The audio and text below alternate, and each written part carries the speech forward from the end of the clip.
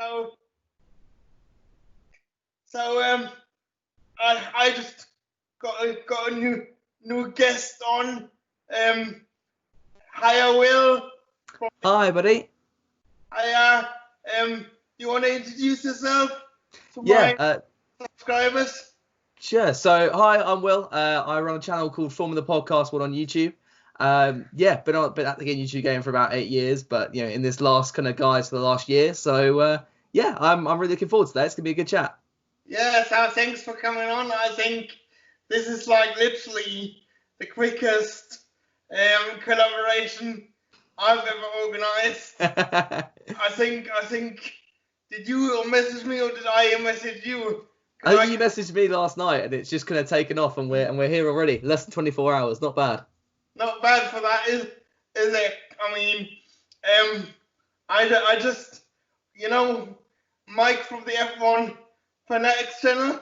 Yeah. I think it took us like 3 days to collaborate, but now let's have a nice chat about the current breaking news that broke yesterday about Williams potentially leaving the sport, or at least sort of there's going to be some changes for the team. So what are your initial thoughts about it, and then we are going to dive a bit deeper into it.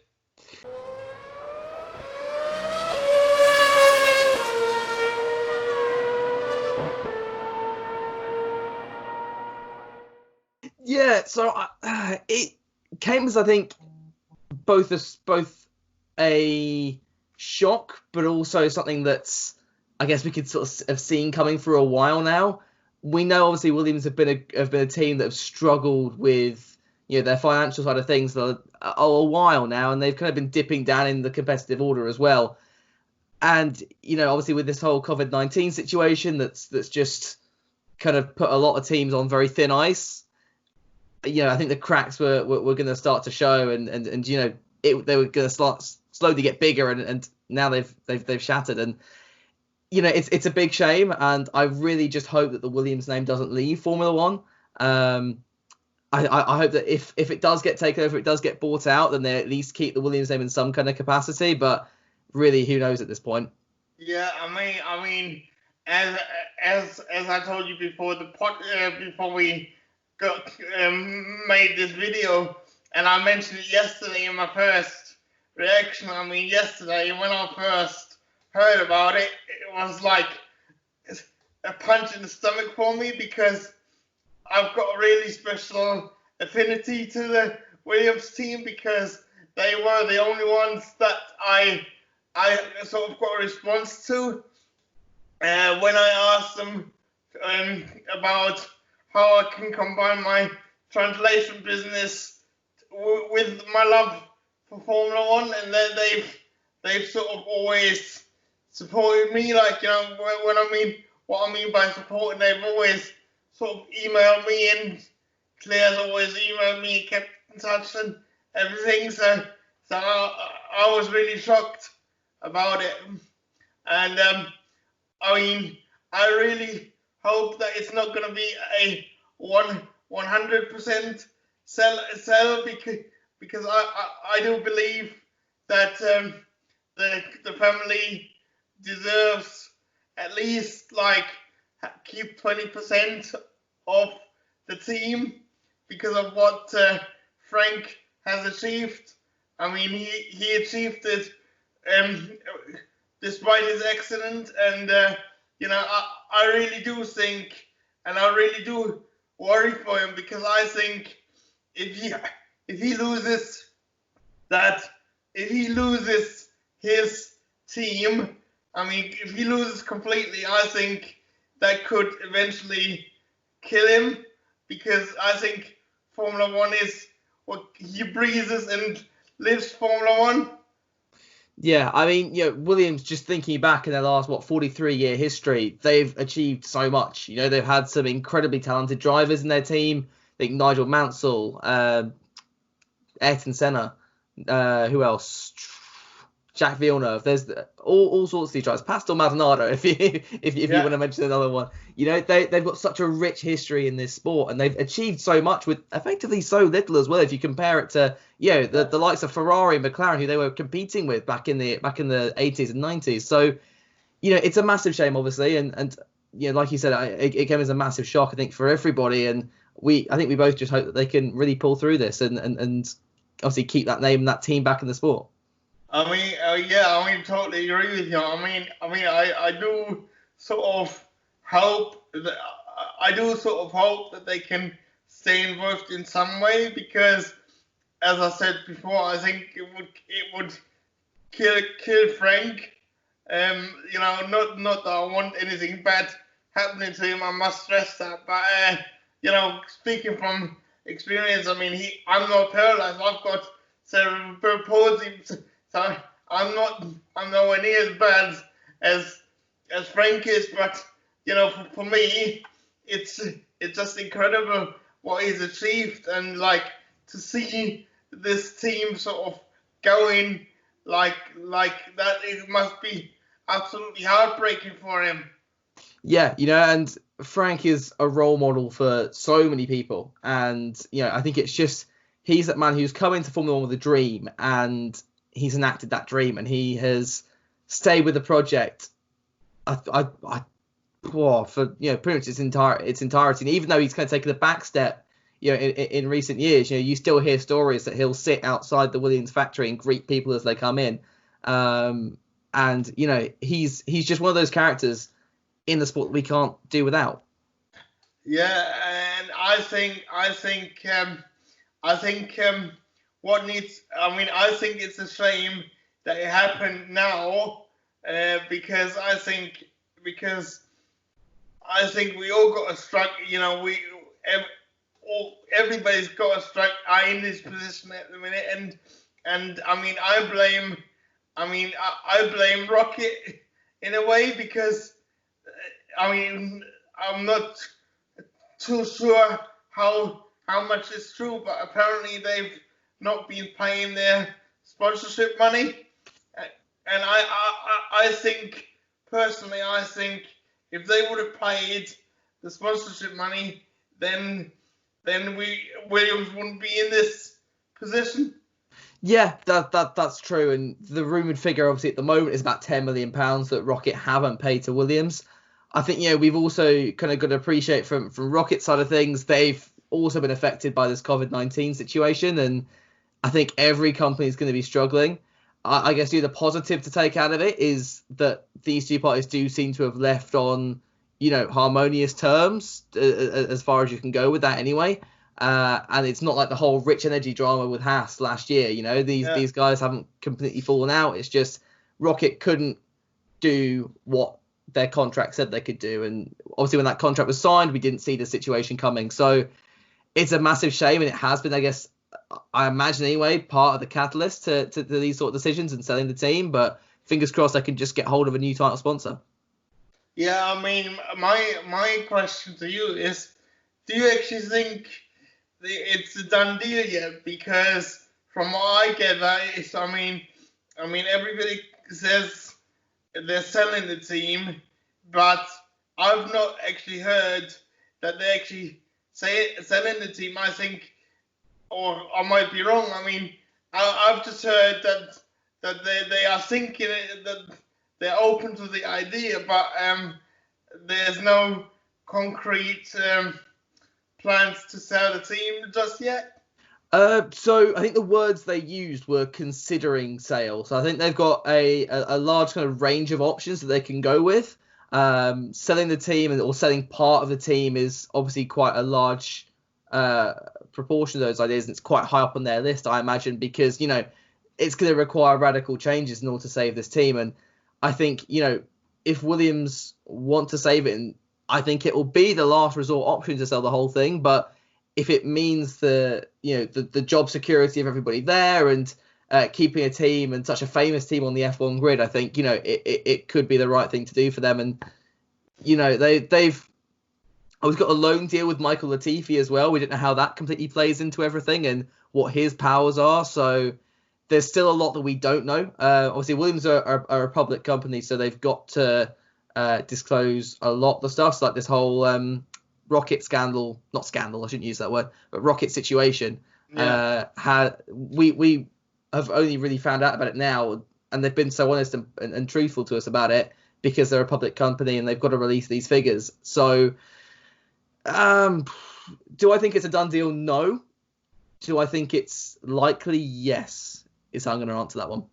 I mean, as far as I'm concerned, I mean, there's no denying the fact that somebody needs to go in there and help them out, because they can't on their own. They just can't compete with the likes of Mercedes and things.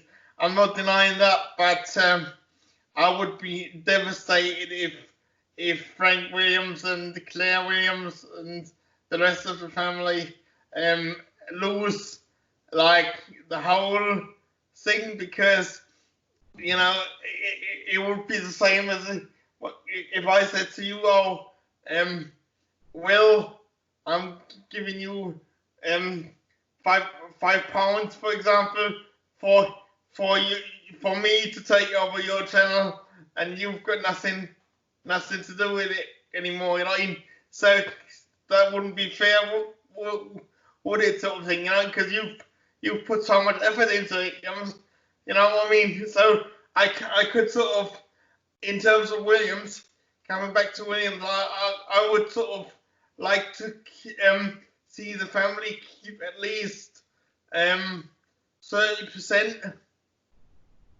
I think the problem Williams have had, and it's not just the funding, but largely the reason that they're in this situation now, is if you look at the really successful teams that have come in the last 20 odd years, we've seen lots of teams come in, but also a lot of those teams not necessarily stay on. And the ones that have, then the one that kind of comes to mind immediately, or the two that come to mind immediately, are Force India, now obviously Racing Point, and Toro Rosso. Now both of those have kind of struck up deals. In that case, Force India will take some parts from Mercedes. Toro Rosso will take obviously a lot of parts from Red Bull. In fact, they used to use, I believe, Red Bull's old cars back when that was allowed in the early years of their existence. And again, Haas is another example. They're a team that are in trouble now, but go back a couple of years, they were really successful off using these Ferrari parts, and arguably too much. But that's a video for another day. Williams have always been very anti that approach, and they've always said, no, we're sticking to what used to work back in the 80s and the 90s, and they were so successful. The downside is that those kind of approaches and that kind of business structure cannot compete with the new structure that we're seeing now, and that's kind of why Williams have really fallen behind especially in the last few years, and it's meant they're obviously not getting that prize money anymore, and it's really put them into this situation here, which is awful. Yeah, I mean, I agree with you. In a way, it's admirable, because like they sticking they're staying away from becoming almost like a customer team, but in another way, it's sort of almost sort of made them decline. As I said, it's a tough balance, and that's why I sort of think, but do you think if we didn't have the COVID-19 situation that we're in now, do you think the Williams would have even considered selling? I think that the COVID-19 situation has accelerated this process. I think if anything, I feel like this situation was always going to happen eventually. It's just it was more of a matter of when rather than if. And I think due to this COVID-19 situation that we're currently in, that the world is currently facing, and the fact that our economic climate has taken such a hit, it's kind of thrust Williams into this position a lot early. You could take, I guess, almost the benefit of this, and that's if this team can be saved now in time for the 2022 regulations, we could see a really good kind of opportunity for them to spark up the grid. If we look back at 2014, one of the last big, if anything, the last major big, regulation change that the sport faced, Williams really stepped up, and they had, if I guess, a similar car in terms of Red Bull, where if Mercedes faltered, Williams could have been in a position to win the race. Now, obviously, that situation never unfolded, and if it did, Red Bull were the ones that picked up the pieces. But Williams could have done that, and they've proven that they can cope very well with regulation changes. So perhaps if they can get this injection of money now, come 2022, they could. I'm not saying step back up to where they were in 2014, but at least make a bigger step towards the midfield and that midfield fight. I mean, I totally get what you're saying, and I agree with you. I mean, I'm not concerned in terms of getting the investor in, and as I said, 30%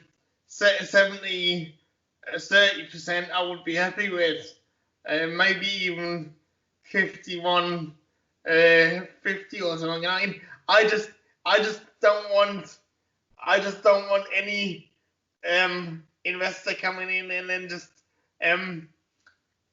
kicking the, it's been nice to have your team, but now you've got nothing to do with it type thing. I think Frank Williams and Claire Williams will stay as part of the team.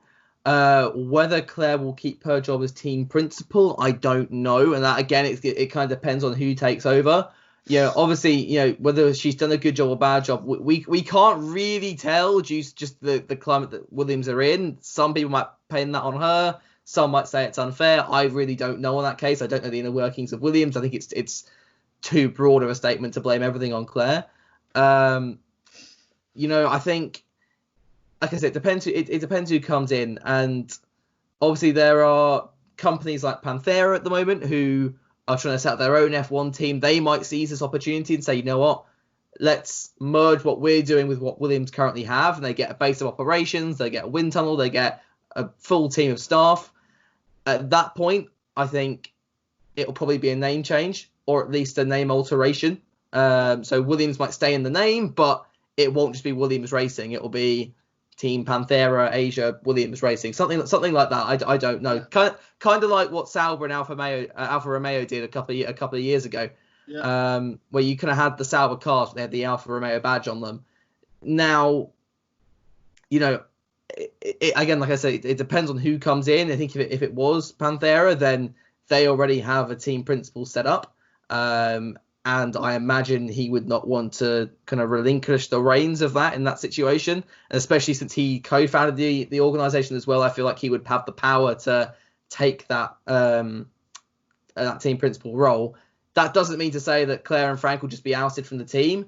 I could probably see them more on the board and as kind of like chairman and onlookers, rather than just being completely kicked out altogether. I think it would be incredibly harsh, and I think the company that did it would receive quite a lot of backlash if they did boot out Claire and Frank, and that's not a great business decision at the end of the day. So that's my take on it anyway.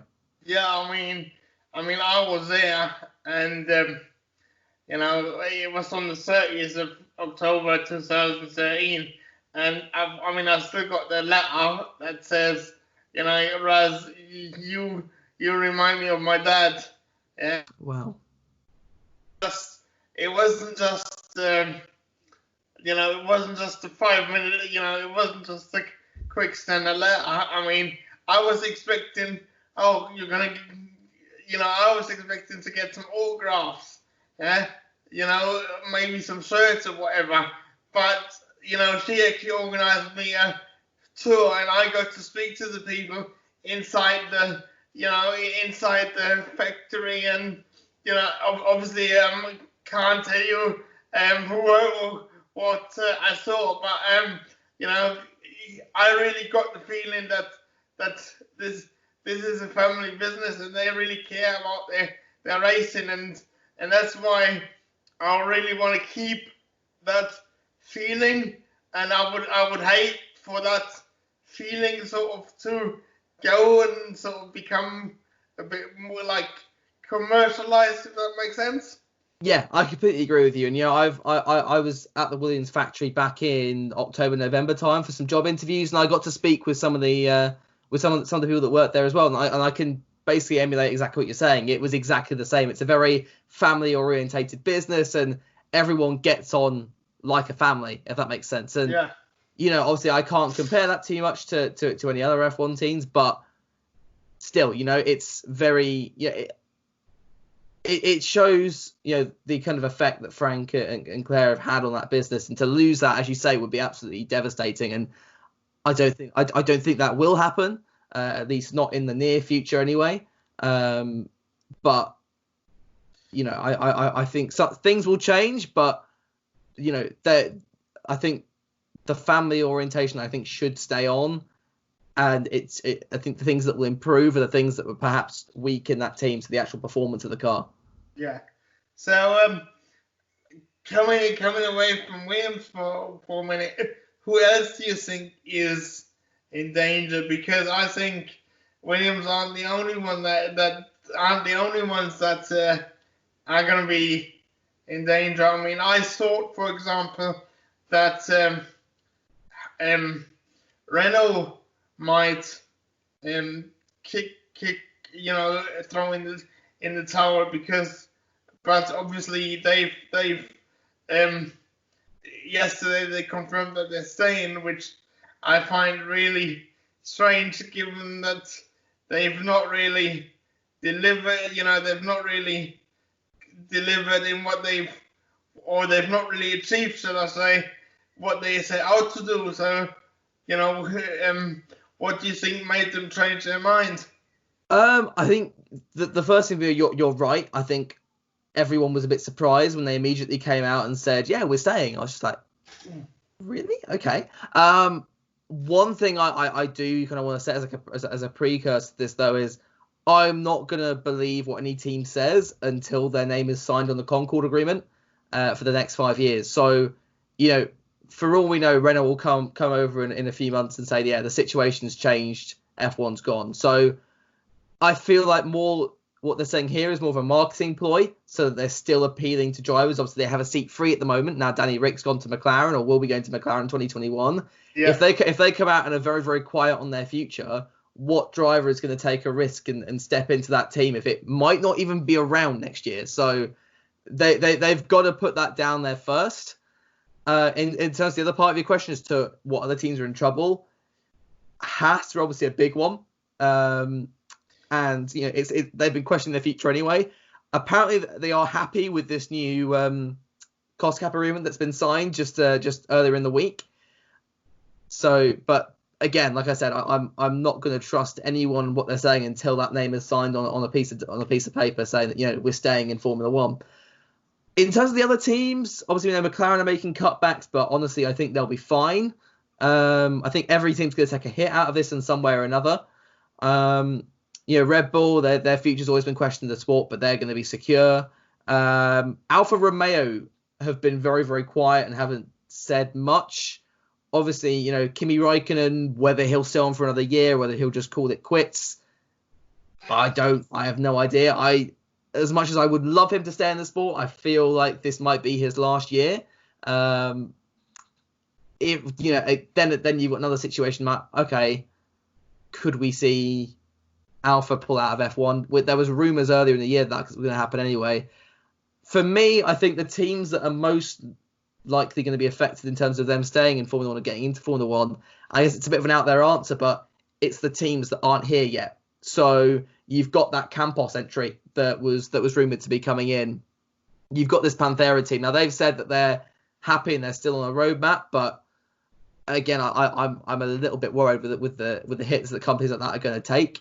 So for me, it's not just the teams that are current on the grid now, but it's also the teams that are trying to get into Formula 1 and push up that number of cars on the grid. And I feel like this is what's going to really affect them, or really going to affect the sport for the next 5-10 years. Yeah, and bringing it back to what we started earlier with regards to the Williams team. Here's a question for you. Do you think that Liberty Media has or even the FIA has got a responsibility towards these teams in terms of. I know that the FIA and Liberty Media have to be impartial, and are not meant to sort of favour. But I think in order to save the sport, I think they should sort of help the teams out a bit that are struggling. Yeah. I mean, if F1 are impartial, then why are they giving Ferrari so much money, extra money every year? But no, you're right. And I think if we look at the public reaction to the Williams news, it's that of sadness and devastation. You know, there's so many fans of this team.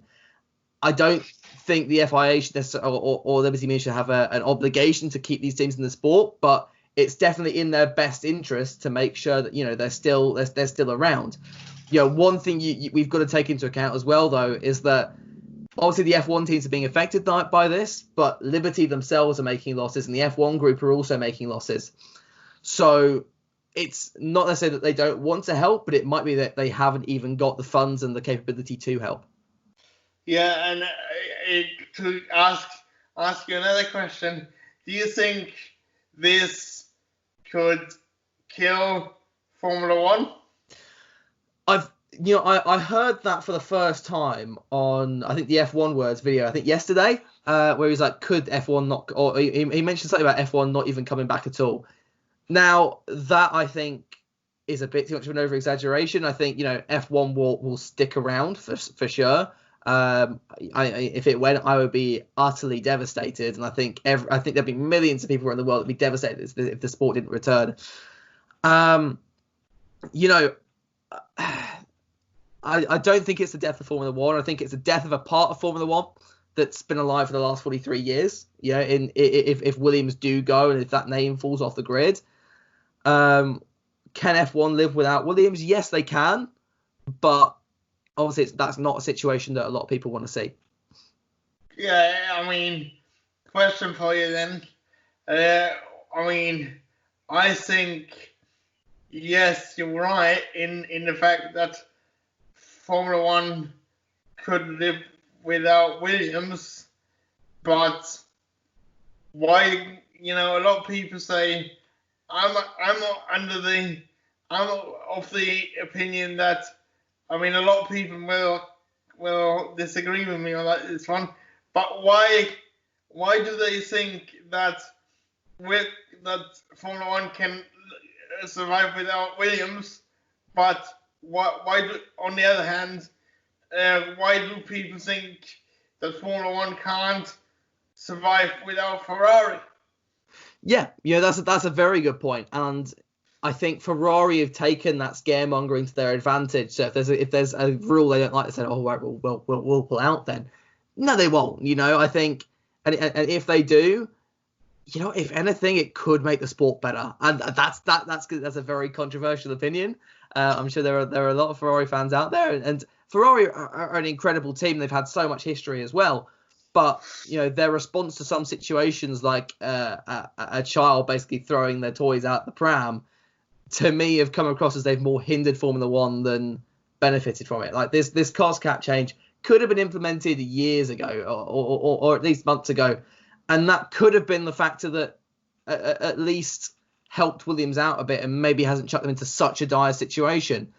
But obviously Ferrari have got their veto and they like spending £200 million on the car because they know the other teams can't do it. And it most of the time anyway guarantees, you know, that they'll have a fast car until, you know, they hire their strategy team. But, you know, it's I think Ferrari could obviously survive with Formula One. I think it's just because they've been around since the beginning and they're such a familiar sight. And, you know, you obviously have Monza, which, yeah, without Ferrari, perhaps races like Monza might not end up on the calendar, or, you know, you'd have a lot of fans turned off, but I don't think it would kill Formula One as a whole.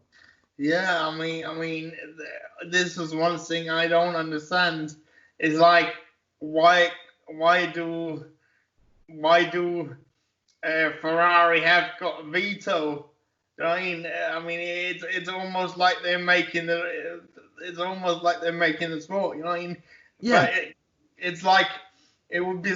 I mean, I don't know what football team you support, but let's for example say, let's say for example Stoke.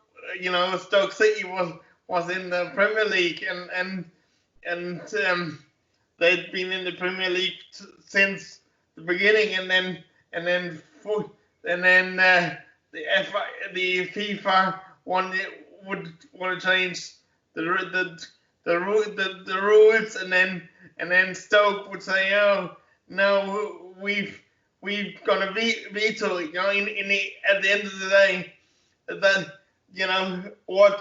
in what sport do you have a team being able to veto the governing body's decisions? Yeah. You're spot on with that one, and I'm not an incredible football fan, so my knowledge isn't great, but I get where you're coming from, and I think if anything, it's turned more teams off the sport than it's kind of dented the reputation of the sport as well. Like imagine you're a team trying to come in, and you're like, I want to get into Formula One, but to stay competitive, this needs to happen, and this team won't let it. For me to make decisions on the sport, every single party's got to have equal responsibility. And to be honest, I'm surprised that this is still a thing, and Ferrari haven't had that veto taken away from them earlier.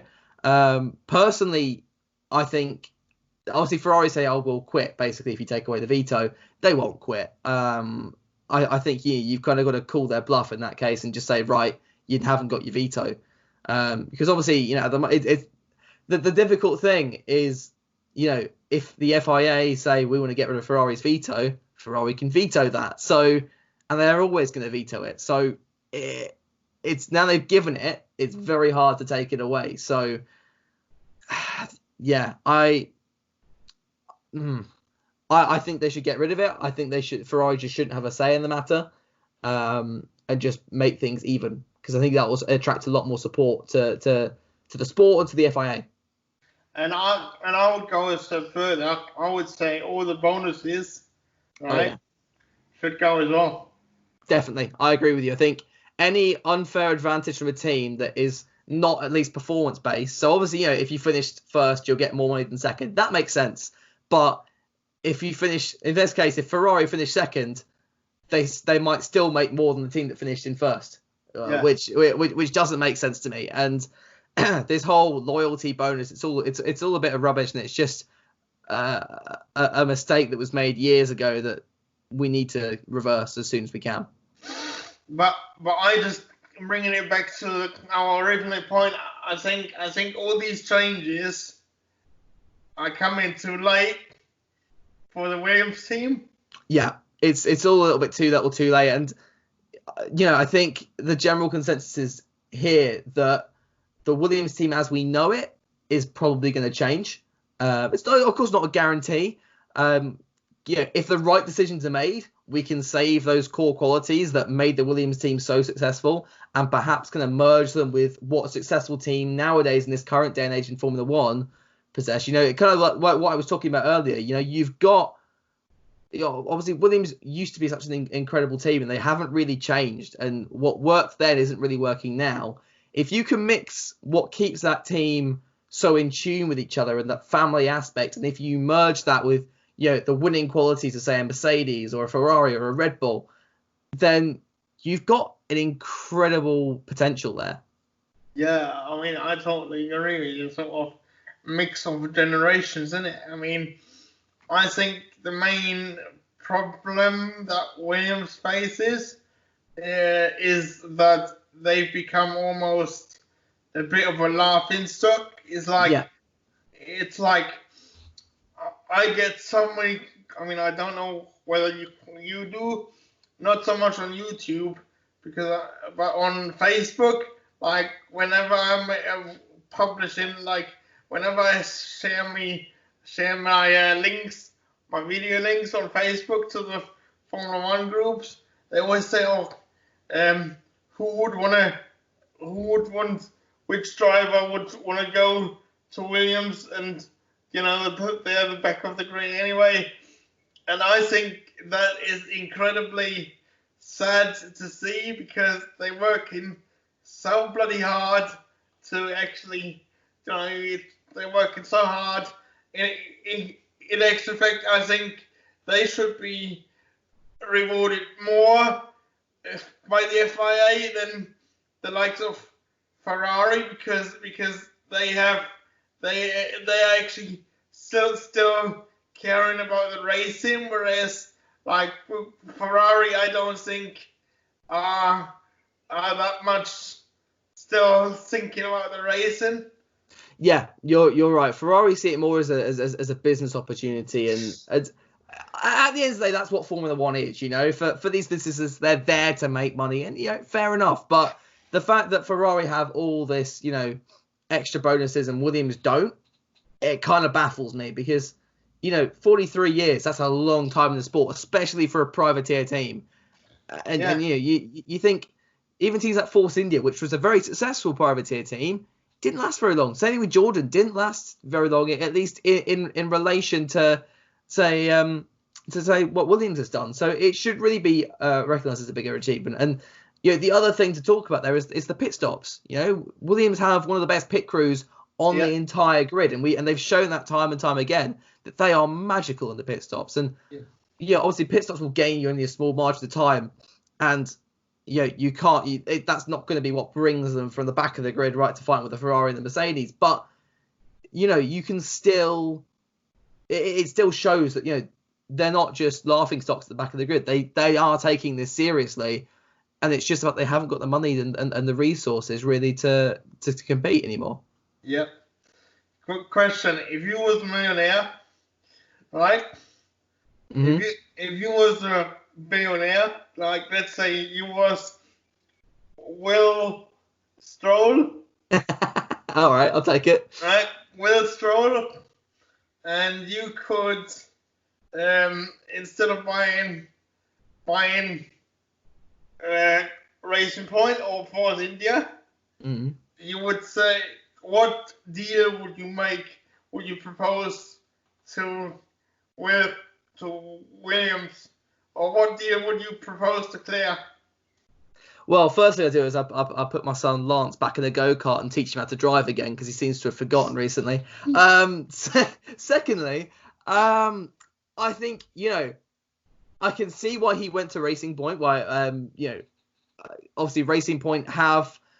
Although both Racing Point and Williams, that team, can be brought back to the front of the grid, Racing Point are going to get there first. That's just a matter of the state of what Formula One is currently in.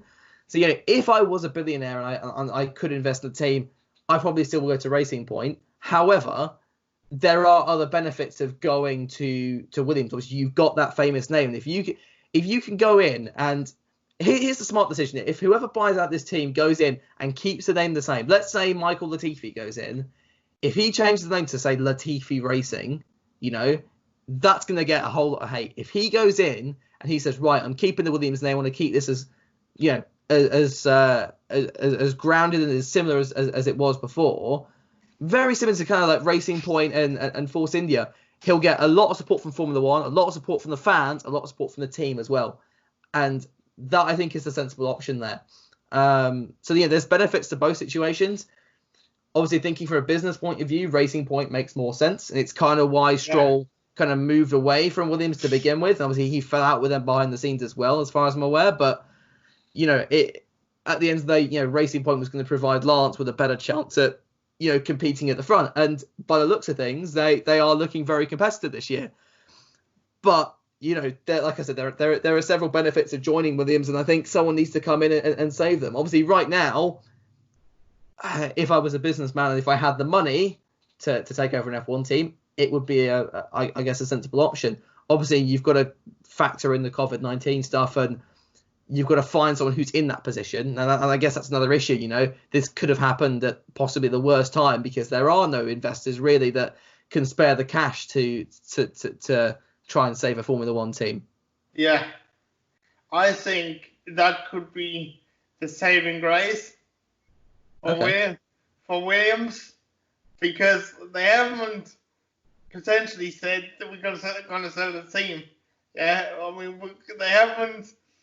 They've sort of said, "Oh, we're considering it," and I'm just hoping that, I mean, maybe the deal is already sort of done, but from what I read between the lines, I think they're in the very early stages. So maybe if we can get racing again, right, which I've read on a German Formula One website that the 3rd of July is definitely confirmed now. Yep, I've heard that as well. Austria is definitely confirmed for the first 2 rounds of the season. For the first 2 rounds of the season, so if we can get racing again, maybe this whole selling thing isn't as clear cut as the media makes it out to be, because I mean, why would Claire then say, "Oh, it's the best thing for the team and survive"?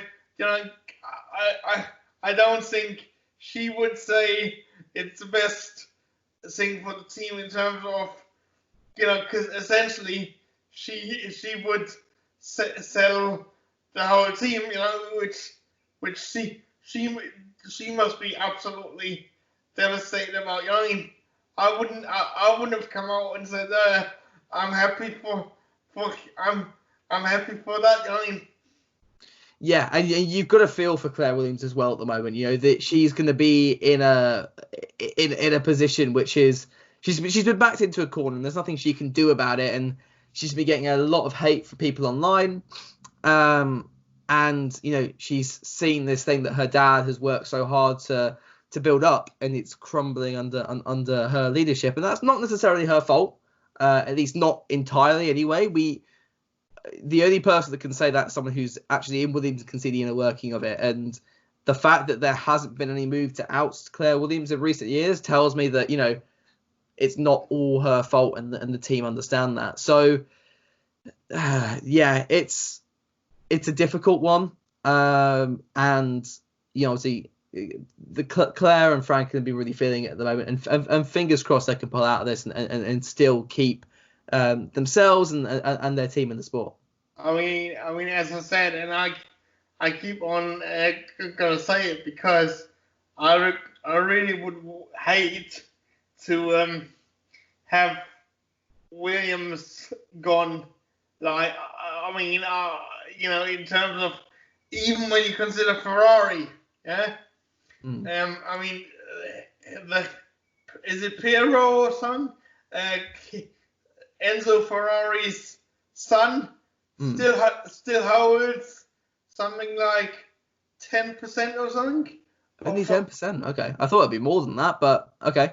Or it might be more than that, or 20%, or But what I'm saying is, even a team like that, yeah, has still not relinquished, hasn't sort of kicked the family out 100%, if that makes sense. Yeah, that's true. I think that's a very good option and a very good way to look at it. Obviously there's so much support for Enzo Ferrari in that Ferrari squad, and that's never going to die. I think if you think about the touch memorials they put on when Enzo passed away back, I can't remember when that was now, but I think if Williams stay as Williams and they aren't completely rebranded, which I don't think will happen, it could, but it's a very low possibility. I think they've got to keep Frank in the team, because given everything that he's done and how much he's pulled this team together and through thick and thin, he's stayed with the project. It would just be awful to lose him. Yeah, and I tell you something now. If if that was to happen, he would pass away within the next 18 months. You think? Because I think that would break it. That would finish him off. It's I don't know, but yeah, it's not what anyone wants. Basically, I think nobody wants it, and everyone wants to see that team do well again. Yeah. And I mean, I can see you wearing a Renault cap, and I'm a little bit mixed today. Yeah. So, which team is your favorite? Oh, good question. I will go wherever Danny Rick goes. So I obviously I've done a little bit of work for Mercedes, so I've got a little bit of affiliation there, and Renault obviously is where Danny Rick's at the moment. Used to be a Red Bull fan back in the Webber days and the early Ricciardo days as well. Williams obviously have always been up there as I think they're everyone's second favorite team. I think that's a saying that I've heard go quite a lot in the last 24 hours. Everyone, no one dislikes Williams, and anyone that does, I don't know what they're on about. They don't know enough about Formula One, because if you think about how much that team has achieved, given what they started with and how they started, and especially what they are now, you've got to feel for them, and they really are a fantastic story to have in Formula One, even in the first place. Yeah, I mean, as I said, to be honest, yeah, they are the true. They are the one true privateer, so to speak, still. Which is kind of their downfall, but also it should be admired. Yeah, exactly. I think any privateer team anyway that enters Formula One will always look at Williams and the way they start as a benchmark. Now, obviously, times are different to when they joined back in the 70s or 80s. I can't remember the exact year, but it 70s. Yeah, there you go. But if you look at the success that they've had, they are the second most successful constructor. And if you think about the teams that we've had in the sport, the likes of McLaren, who else? Renault, Alfa Romeo, Mercedes. The fact that a privateer team is only second to Ferrari in this sport is incredible and phenomenal. I thought they were third behind McLaren, but I might be wrong on that one. Maybe they might be back behind McLaren, but it's at least second or third. It's somewhere up at the top anyway. Yeah, and I just think that's incredibly high. But coming towards the end now, I just want to ask you some questions like, what was your first Grand Prix that you ever watched? I don't know the specific one. I've kind of been brought up around Formula One, so I've been watching it since basically the day I was born. My first word was Toyota. Having watched the races, it was that bad. But how old are you? 20 now. So 20. See, yeah.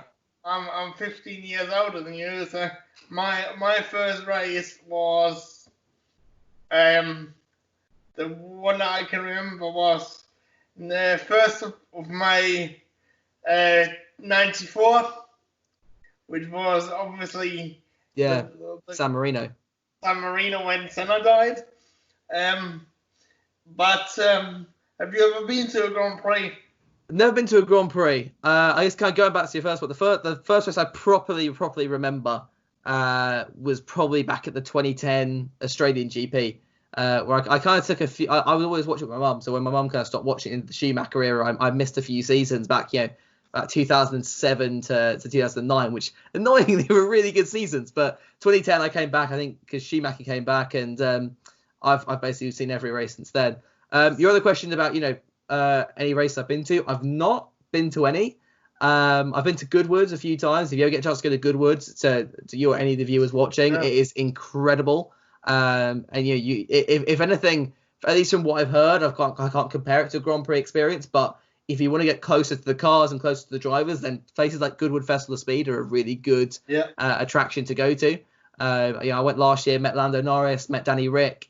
I've met Martin Brundle, Jodie and Palmer in the past. It's in fact, I bumped into Adrian Newey by chance last year. It was it was brilliant. You know, all these famous faces just walking out amongst you, and it's utterly fantastic. Yeah, I've never been to a Grand Prix. I'm hoping Silverstone next year if we can get to it. I was going to go Silverstone this year, but that's kind of fallen through now. But hey. And you know what is your, if obviously you want to, what you're studying at uni at the minute? So I'm studying aeronautics and astronautics. So it's basically how we design cars, planes, and rockets. So my end goal really is to try and get into Formula One. And I came close last year. We got a few interviews with Williams, which was really exciting. With a few placements here and there, which would have been brilliant. Whether those would have actually gone ahead now, we don't know. So yeah, but I mean, I'll be applying again this year. So fingers crossed we can maybe lock something down. It's obviously not easy, and it's a very difficult process, but I'm gunning for it. So let me just tell you my end goal, like what I want to do, because maybe you can tell your I'm going to tell you what I want to do, and maybe you can tell your subscribers to support me after that. Of course. But what I want to do is I'm still want to get my translation business within Formula One. But more than that, now I want to concentrate on YouTube more. Because I want to try and get monetized. I mean, not that I do it for the money, but because obviously, if I can get a bit of pocket money, because at the minute I have to, if I want to go to cinema or whatever, I've got to make sure that I've got enough money to go to cinema because benefits and stuff that are not really meant for that sort of thing. So. I want to sort of try and earn a bit of pocket money from that, but more importantly, is I want to try and get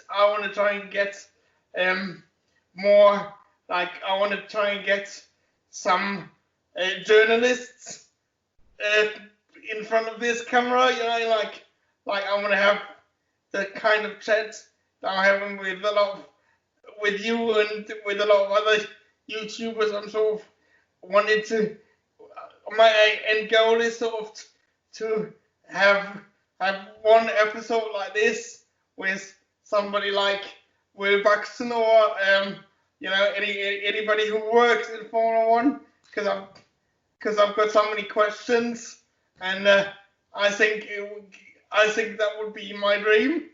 I think it's an attainable goal, and I'm sure I'm not the first person to say this, but I think it's really inspirational what you're doing here on YouTube. I think it's really, really nice, and I wish you all the best. And obviously you're welcome on my channel whenever you want. And if you've got any other ideas, fire in my way. I'm happy to come on the show again. I've really enjoyed this chat, but yeah. I mean, as I said, one thing, as I said, I mean, you've got 580 subscribers. Yeah, something like 570. I think we just crossed today, so we're getting there slowly. But what I'm saying is, like, for me, as I said, I mean, don't get me wrong, I'm not doing it for the money, but I'm doing it for the love of Formula One, because I used to suffer with anxiety as well and panic attacks and everything. But now, since I've done YouTube, I sort of the anxiety has gone away and the panic attacks have gone away. So that is amazing, and obviously it's something that I can relate to on a personal level as well. And what I've been through in the last few years, but yeah, I think like I said, it's incredible what you're doing, and I'm so glad for you that anxiety has gone away now. I think that is absolutely brilliant. It just shows the good side of YouTube at the end of the day. Obviously, there's so much drama on this platform, and there are so many arguably bad decisions that are made, but yeah, the fact that it's helped you in your daily life is phenomenal.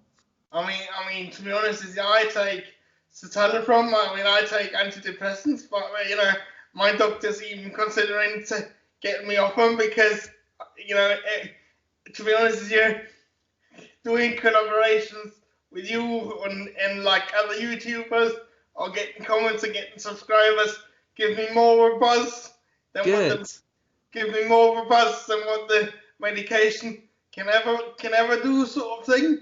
And I'm really watching the Grand Prix races even more closely now because I want to talk about them.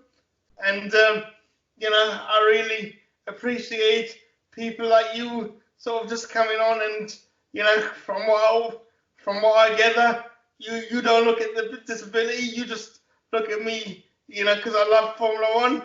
Yeah. And at the end of the day, we are all Formula One fans, and that's what brings us all together.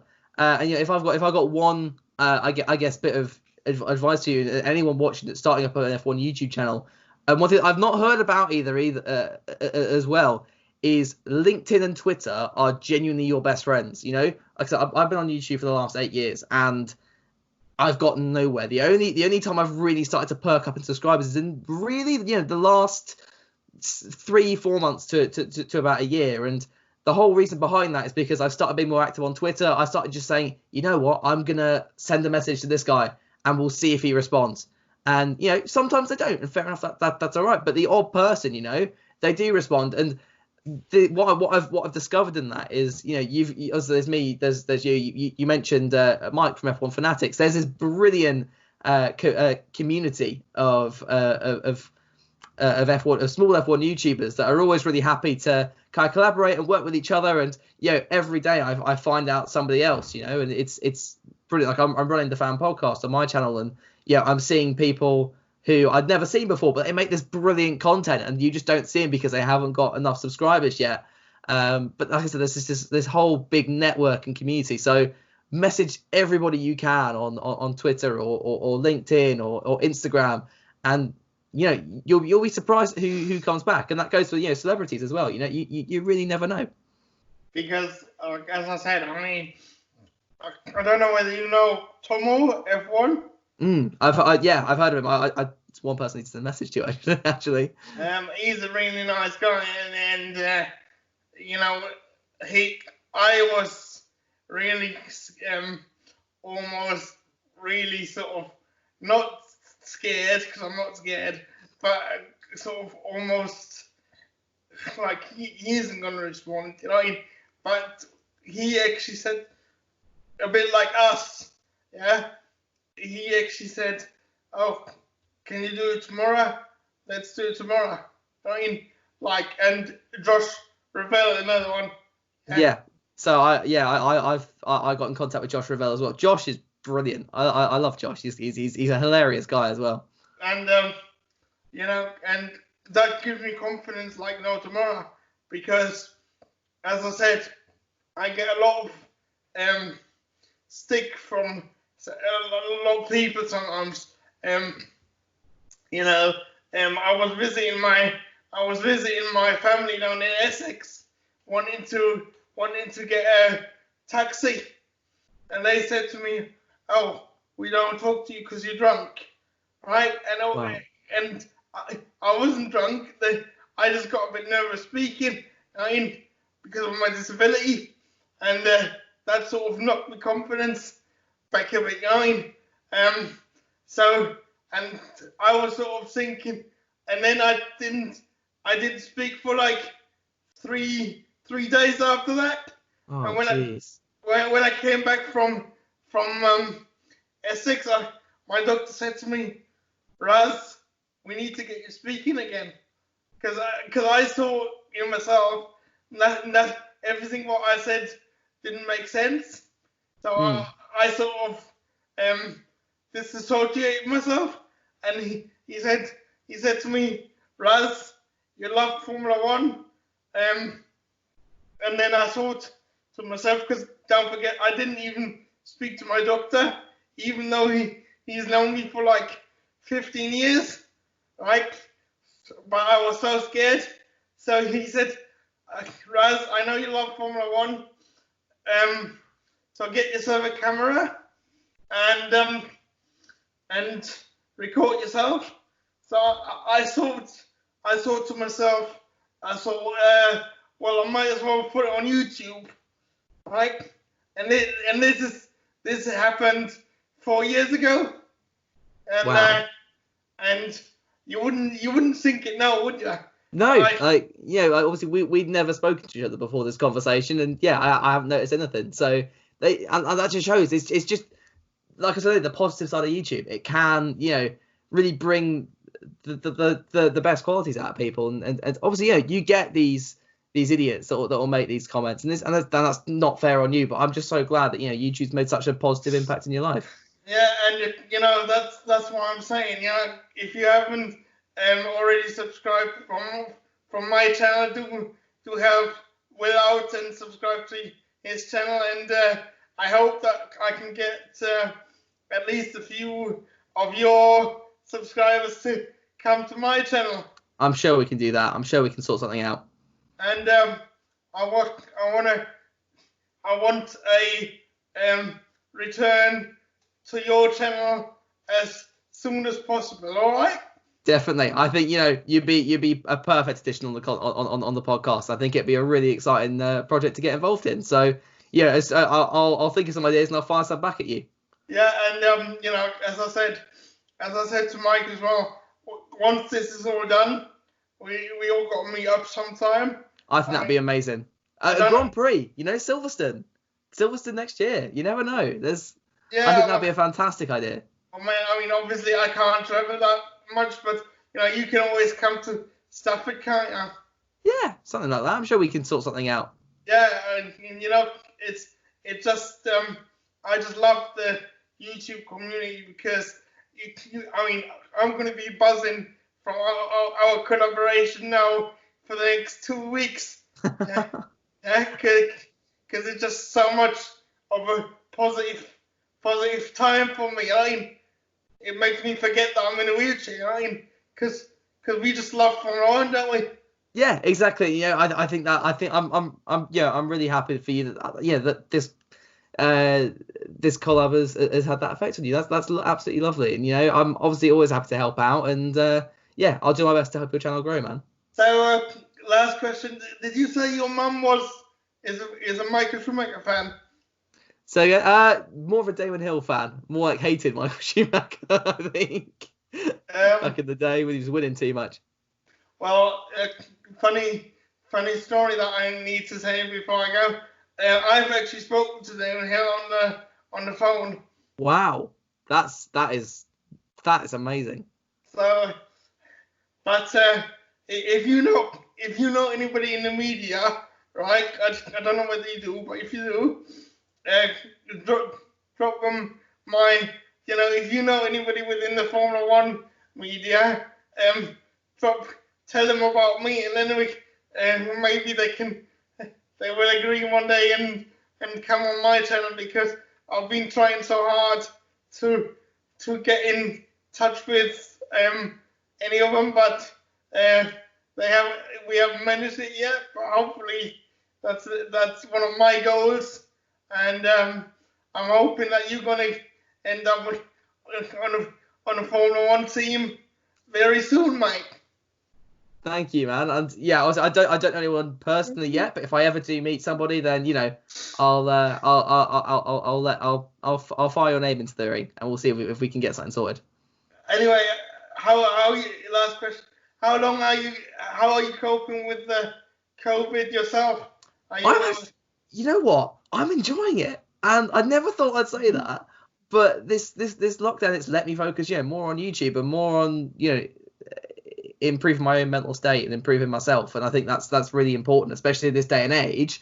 So and also I've had quite an upturn of luck since lockdown started. So you know what, keep it on. I'm happy. Well, let's keep going. Yeah, I mean, as I said, that enables us to do content like this, and I must say, really appreciate you coming on, and so cheers for coming on, Will, and speak to you soon, Ralph. Yeah, sure. Thanks for having me on, bud. No worries. Speak to you again. See you later. See you later. Bye.